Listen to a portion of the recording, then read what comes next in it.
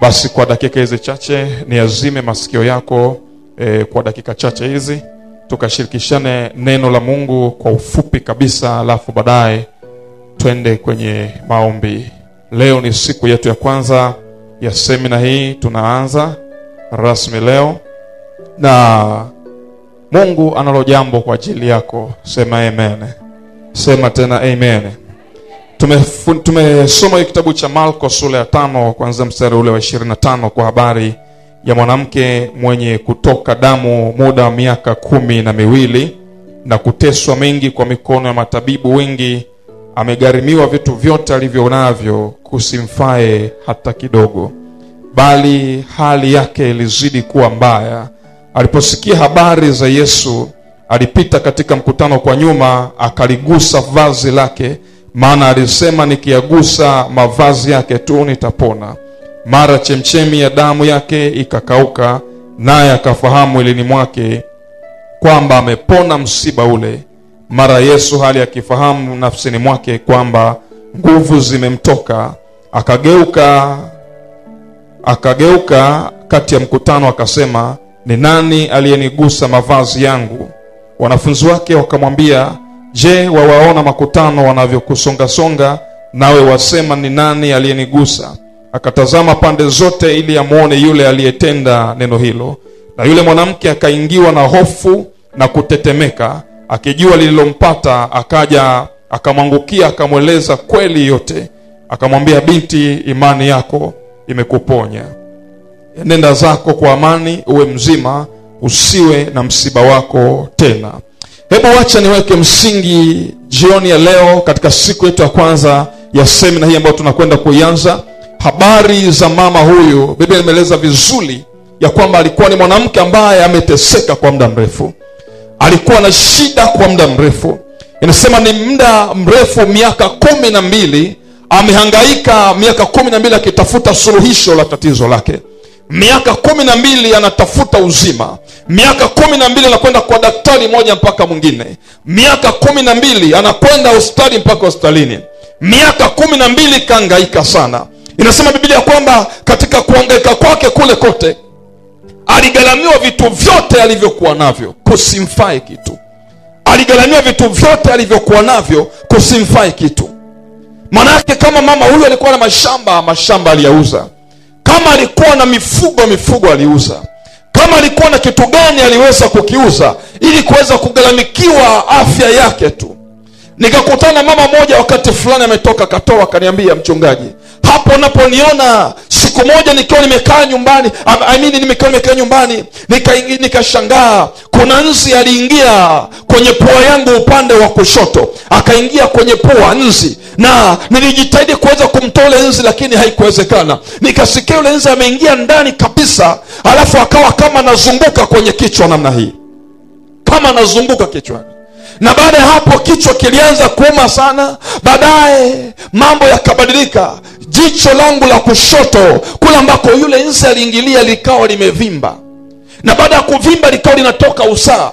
Baadaye likatoka ile jicho likatoka nje. Ametembea hospitalini, wamemtibu lakini hakuna. Wametibu lakini hakuna. Mwisho siku si jicho tu, mpaka upande wote wa mkono wa kushoto ukawa umevimba. Upande wa mkono wa kushoto wote uko na vimba. Anatokwa na usaha, maana palitengeneza kama jipu upande wa kwenye pua kwa juu kidogo hapa. Palitengeneza kama jipu hivi. Kukawa kunatoka uchafu mfululizo. Anasema alikuwa anasikia maumivu makali wakati wa jua akitembea juani.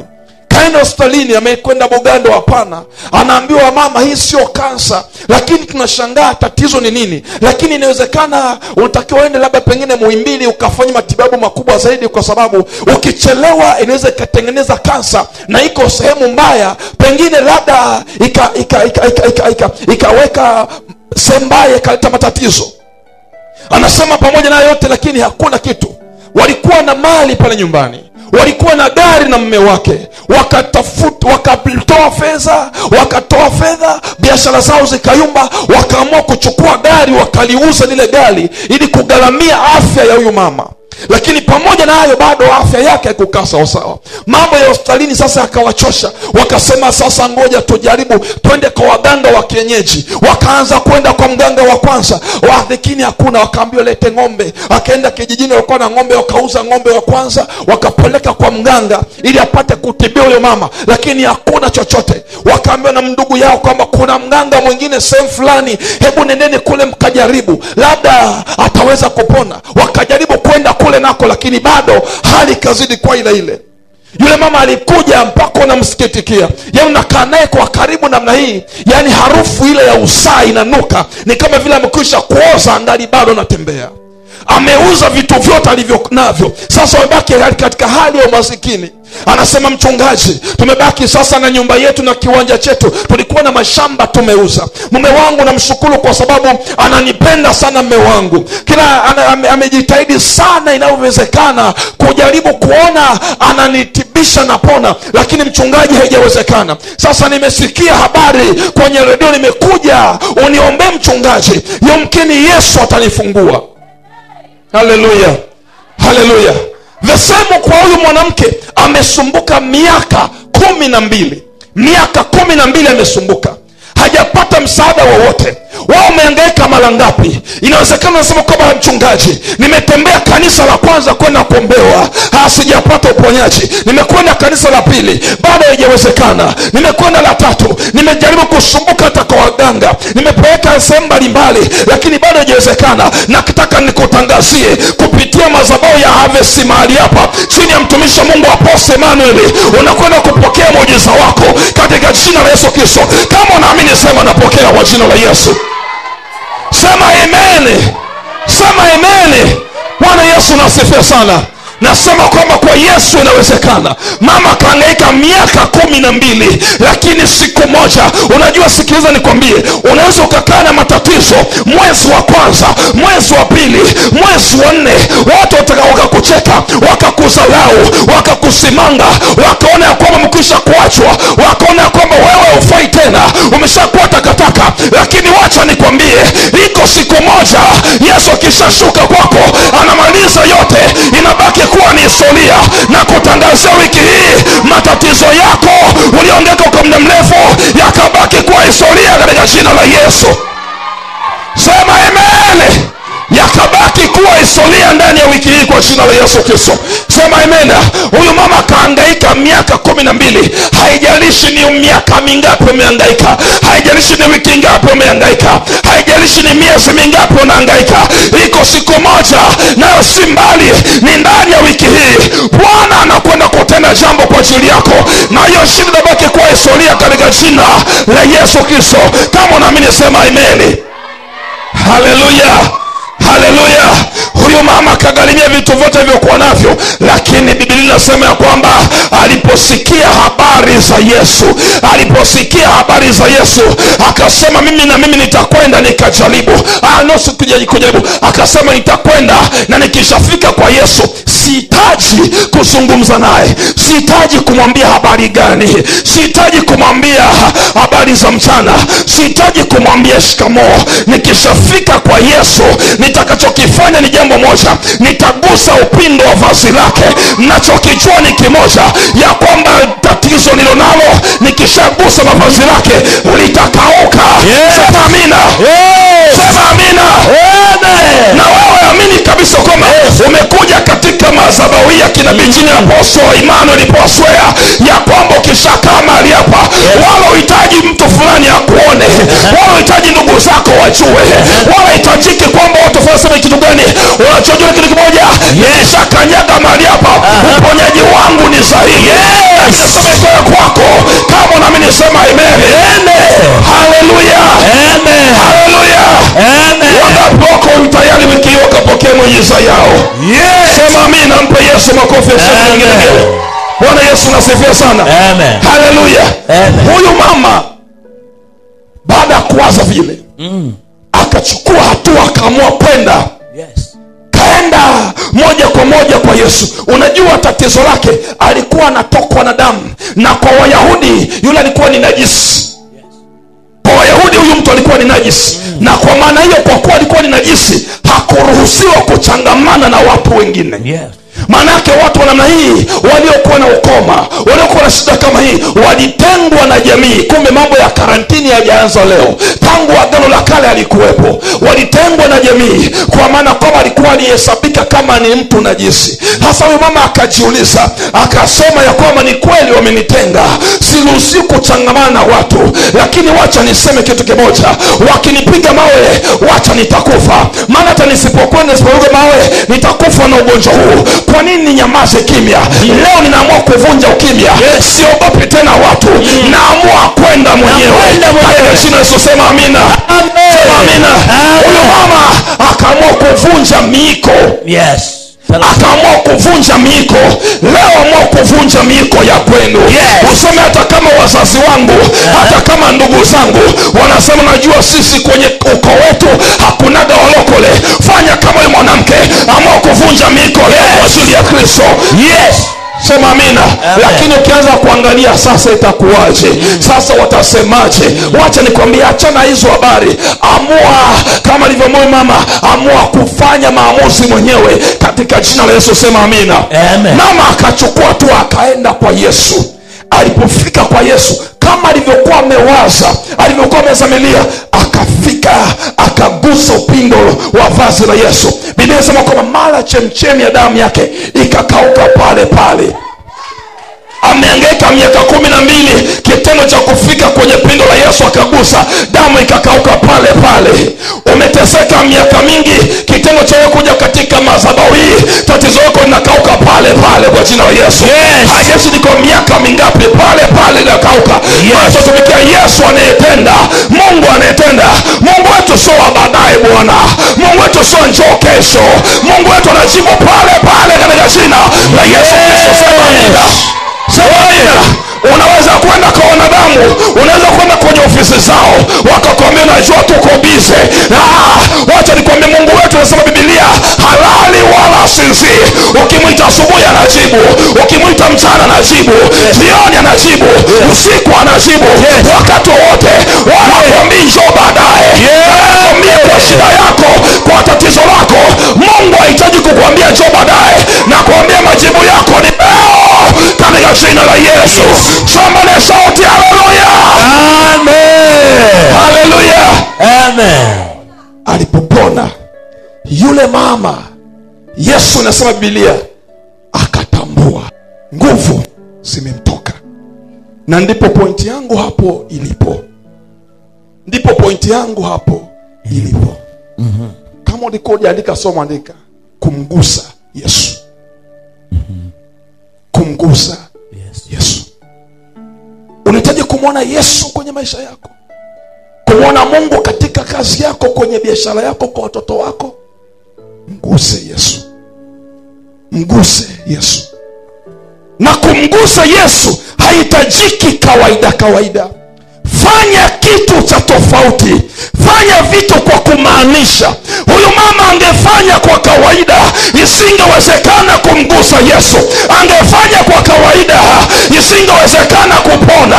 Angefanya kwa kawaida, asingepokea muujiza wake. Lakini wacha nikwambie, aliamua kwenda kumgusa. Si tu kwa maana ya kushika. Hiyo kugusa ilianzia ndani yake. Wacha nikwambie, ile kugusa ilitoka ndani. Unajua kuna tofauti ya kushika na kugusa. Yule mama hakushika tu pindo, aligusa. Aligusa. Aliposikia Yesu akasikia ule mguso, na akasikia kuna nguvu imemtoka ndani yake. Unahitaji kufanya kitu cha tofauti. Usihudhurie tu ibada kwa kawaida. Usije tu kanisani kwa kawaida. Usifanye maombi kwa kawaida. Fanya kitu ambacho kitamgusa Yesu. Fanya kitu kitakachomgusa Masihi. Wiki hii nataka tukamguse Yesu. Nataka tukamguse Yesu. Mama angesema kwamba wacha tu nikajaribu, labda nitapona. Isingewezekana.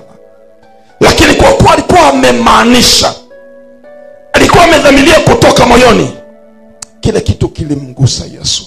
Maanake kwamba Yesu alisema ndiyo, huyu mtu anahitaji msaada na anahitaji kusaidiwa. Lakini kama utafanya kawaida, haitawezekana kumgusa Yesu. Leo Yesu anahitaji watu ambao watafanya kitu kama huyu mwanamke, kama huyu mwanamke. Na ndani ya wiki hii tutajifunza jinsi ya kumgusa Yesu, jinsi ya kumgusa Yesu ili apende katika maisha yetu. Tutaangalia kwa habari ya kujenga madhabahu, vitu vitatu tu tutakwenda kuviangalia wiki hii: kujenga madhabahu, kuitumikia madhabahu na kujiungamanisha na madhabahu. Hizi siku tutaangalia vitu hivyo tu ili tukajue jinsi ya kuweza kumgusa Yesu. Tunasema jambo la kwanza, tujue jinsi ya kujenga madhabahu, kuitumikia madhabahu na kujiungamanisha na madhabahu. Taji kumwona Yesu, vitu hivyo ukifanya kwa nguvu, kwa kumaanisha, maana yake automatically utamgusa Yesu. Mama si kwamba alipona pale ambapo alishika vazi la Yesu. Kile kitendo cha kuwaza ndani yake kwamba nitakwenda, nitagusa vazi lake, na baada ya kugusa vazi lake nitapona, uponyaji wake ulikuwa umeshatokea tayari. Alipokwenda kufanya kitu cha kushika, alidhihirisha tu, ule uponyaji ukatokea katika hali ya mwili, ila tayari ulikuwa umeshatokea ndani katika ulimwengu wa roho. Bwana asifiwe. Bwana asifiwe. Tunahitaji kumgusa Yesu. Tunahitaji kumgusa Yesu. Na mambo haya yanahitaji imani. Inaposema Ibrania 11:1, imani ni kuwa na hakika ya mambo yatarajiwayo, ni bayana ya mambo yasiyoonekana. Unahitaji kumwona Yesu.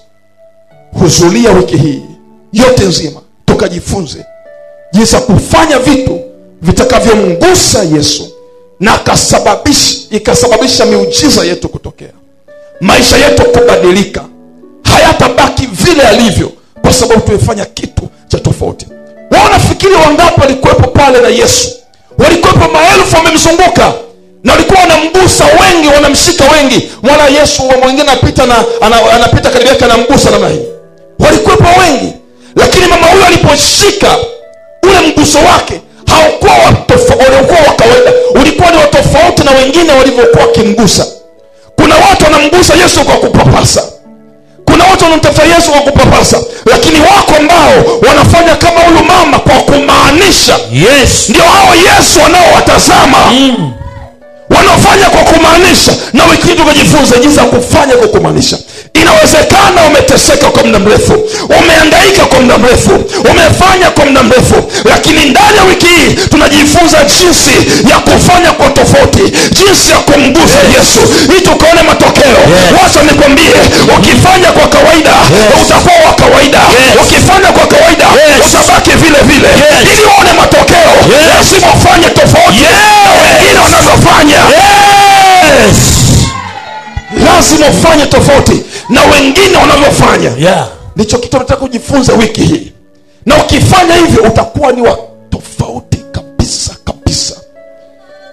Inawezekana umekuwa ukifanya kwa kawaida sana. Taka wiki hii tukamguse Yesu. Wiki hii tukamguse Yesu. Nazo shuhuda nyingi sana za watu ambao wamefanya kwa ajili ya Kristo, wamemgusa Yesu. Na Yesu ameonekana kwao katika viwango visivyokuwa vya kawaida.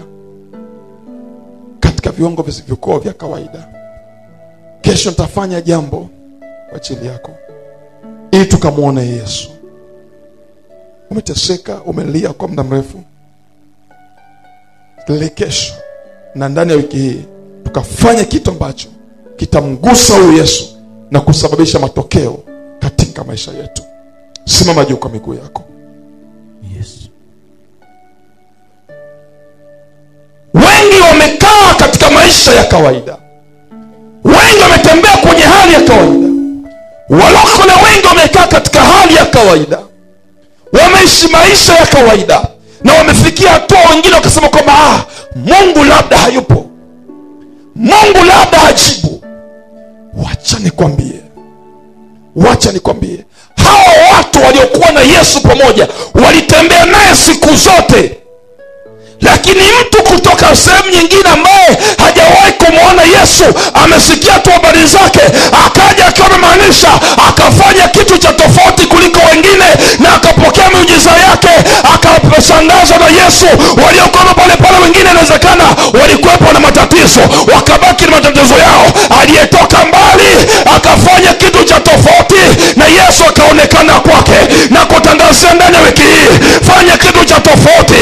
Kama ni kuomba, omba kwa tofauti. Kama ni kutoaji, toa kwa tofauti. Fanya kitu ambacho kitamgusa Yesu ili uweze kumuona. Achana mazoea mengine ya kawaida. Waliokaa naye siku zote, wakatembea mitaa ya Galilaya, wakaenda Nazareti, walimzoea Yesu, walikula na mikate. Lakini mwanamke mmoja ambaye alikuja akiwa amemaanisha kutoka moyoni, akasema mimi nahitaji kufunguliwa, nahitaji kuona majibu yangu. Akasema mimi kwa tofauti na wengine nitagusa pindo lake na damu yangu itakauka. Ndani ya wiki hii ukafanya tofauti ili umuone Yesu, ili umuone Yesu. Usifanane na wengine, fanya kwa tofauti, fanya kwa tofauti. Kama ni utoaji mwanangu, usijihurumie, fanya kwa tofauti, fanya kwa imani, fanya kwa imani, fanya kwa kumaanisha. Inua mikono yako, jifunike macho yako. Inua mikono yako, jifunike macho yako. Unahitaji kumwona Yesu, unahitaji kumwona Yesu. Fanya kwa tofauti. Leo amua kubadilika. Wokovu wako sio wa kawaida mama, wokovu wako sio wa kawaida baba. Wewe ufanye mambo mengine tofauti. Iwe ni asubuhi, mchana, jioni, usiku, mtafute Mungu, tafuta uso wa Bwana, ingia kwenye maombi, mtafute Yesu, soma neno, hudhuria ibada kila wakati. Lakini zaidi ya yote amesema Mungu ya kwamba nijaribuni muone kama sitawabarikia. Watakufunguliwa katika uchumi na vitu vingine. Nataka nikufundishe ndani ya wiki hii jinsi ya kumgusa Yesu kwa hali ya kawaida, isiyokuwa ya kawaida, kwa hali ya tofauti kuliko siku zote. Na uifanye hali hiyo kwa imani. Unafanya kwa imani. Mama alifanya kwa imani, ndio maana Yesu akamwambia, binti, imani yako imekuponya, imani yako imekuponya. Unapotoa, utoe kwa imani. Umwambie Bwana, tazama maisha yangu. Unapotenda, tenda kwa imani. Mwambie Bwana, tazama familia yangu, tazama watoto wangu, tazama maisha yangu. Mungu kayaguse. Mungu, nahitaji nguvu zikutoke. Na msihi Bwana nguvu zikamtoke kwa watoto wako waliokaa katika hali ya namna hiyo kwa muda mrefu.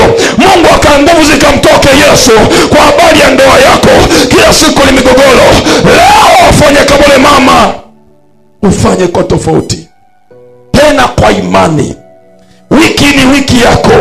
Tutakwenda kujifunza jinsi ya kumjengea Mungu madhabahu. Tutajifunza jinsi ya kuitumikia madhabahu na kujiungamanisha na madhabahu. Nitakwambia kesho kwa urefu zaidi na mzungumza kitu gani. Leo acha niweke tu msingi hapa. Nataka niombe kwa ajili yako sasa. Hebu inua mikono yako, tamka maneno haya.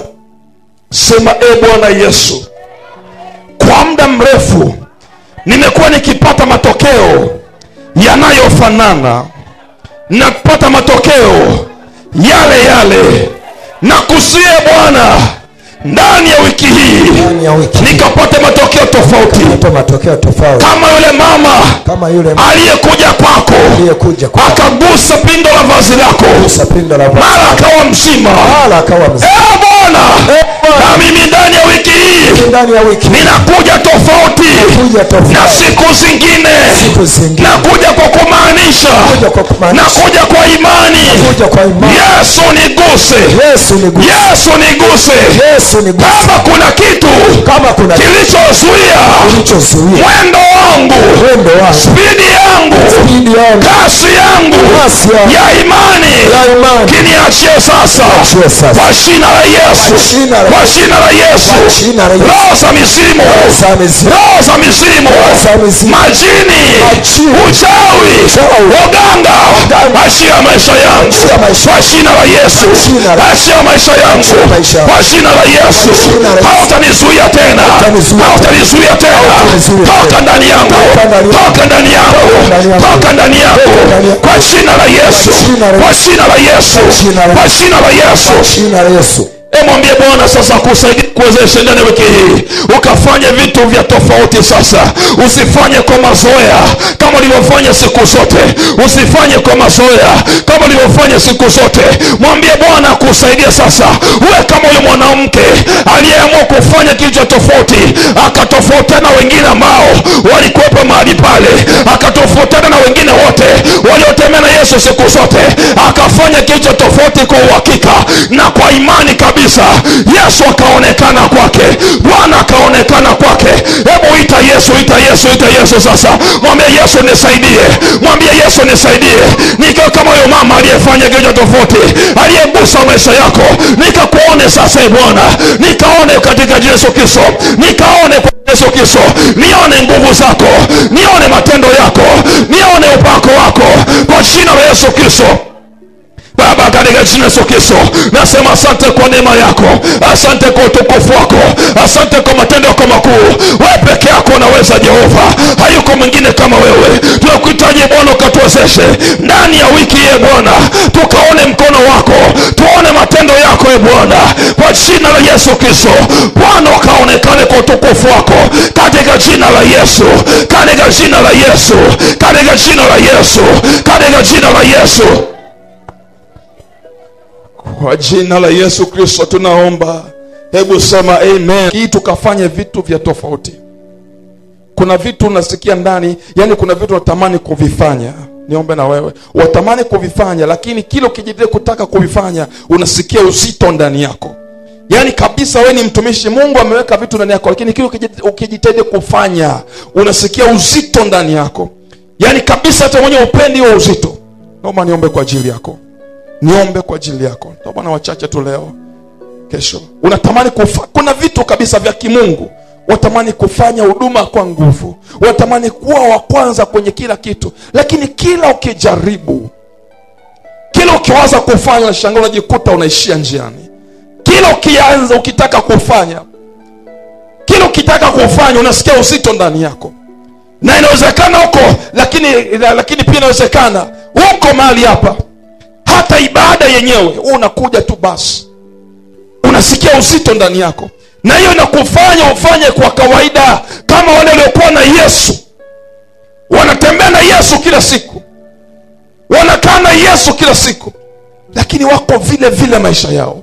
Mama aliyetoka mbali akafanya kitu cha tofauti kuliko wengine, ndiye akapokea muujiza, ndiye akapokea muujiza, lakini ameteseka miaka 12 na wengine wako pale pale hujapokea. Maana yake ni nini? Maana yake kuna watu ndani yao shetani ameweka roho ya uzito, ameweka mawe kwenye mioyo yao ili wasisogee, wasifanye vitu vya kimungu, wasije wakapokea miujiza yao, wasije wakaona baraka katika maisha kwao. Ameyakandamiza maisha yao. Leo jina la Yesu, Yesu akusaidie. Napokwenda kuomba kwa ajili yako sasa, Bwana akakupe nguvu ya kusonga mbele, na ndani ya wiki ukafanye kitu cha tofauti, na kuhakikishia Bwana anakwenda kuonekana kwako isivyokuwa kawaida. Baada ya semina hii hautabaki vile ulivyo. Ino mikono yako, sema Yesu, niko mbele zako. Kuna vitu natamani kufanya vya huduma, vya kiroho, lakini huwa najikuta na kuwa mzito. Na kusikwa neema yako jioni ya leo, Yesu nisaidie. Yesu nisaidie. Nahitaji kupiga hatua nikazione baraka zako. Jioni ya leo nimejifunza ili nikuone, nisifanye kawaida. Lakini Bwana, iko nguvu inayosababisha kafanya kwa kawaida. Leo nisaidie kwa jina la Yesu. Kila nguvu inayonivuta nyuma nisifanye huduma, nisifanye vitu vya kimungu, toka ndani yangu kwa jina la Yesu. Toka ndani yangu kwa jina la Yesu, kwa jina la Yesu, kwa jina la Yesu. Hebu endelea kuomba nami natamka jambo kwa ajili yako katika jina la Yesu Kristo. Baba wa uzima, kwa jina la Yesu Kristo, kila nguvu iliyo kinyume inayoweza kuvuta maisha yake asifanye vitu vya kiroho, majini na mizimu, toka ndani yake kwa jina la Yesu. Toka ndani yake, toka ndani yake, toka ndani yake. Achia maisha yake sasa, achia maisha yake sasa kwa jina la Yesu, kwa jina la Yesu, kwa jina la Yesu.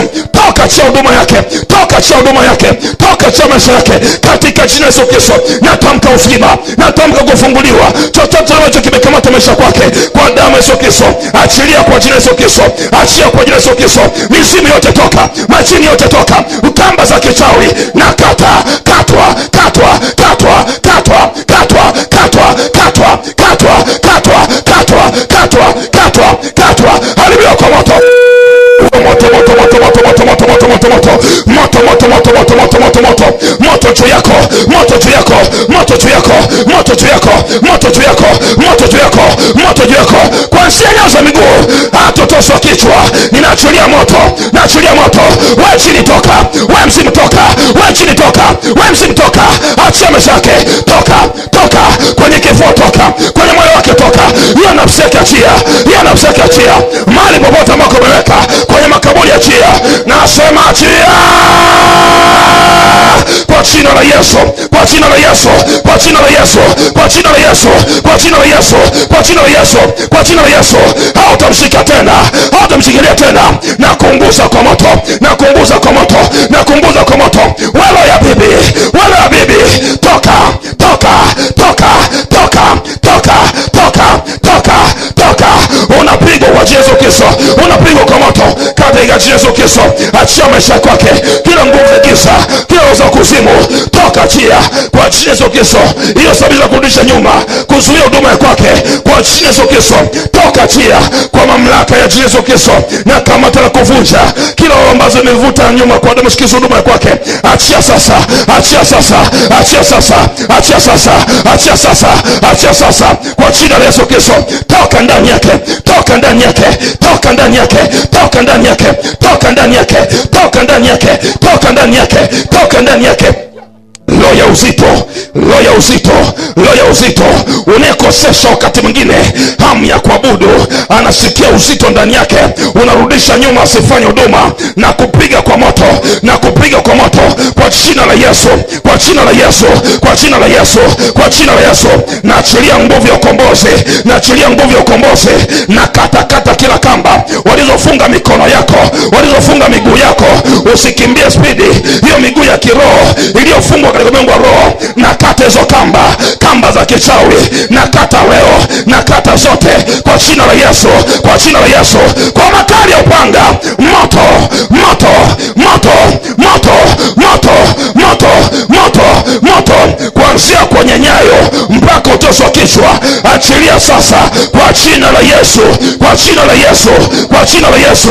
Toka, achia, toka, achia, toka, achia, toka, achia, toka, achia, toka, achia. Hiyo huduma yake inachipuka, hiyo huduma yake inachipuka, inachipuka, inachipuka, inachipuka, inachipuka, inachipuka, inachipuka, inachipuka. Hata baki alivyo, inachipuka kwa jina la Yesu, inachipuka kwa jina la Yesu. Hiyo huduma yake irejeshwe katika jina la Yesu Kristo. Kila roho iliyosababisha uzito ndani yake, hamu ya kutokuendelea, na iliyovunja ndani yako kwa jina la Yesu Kristo.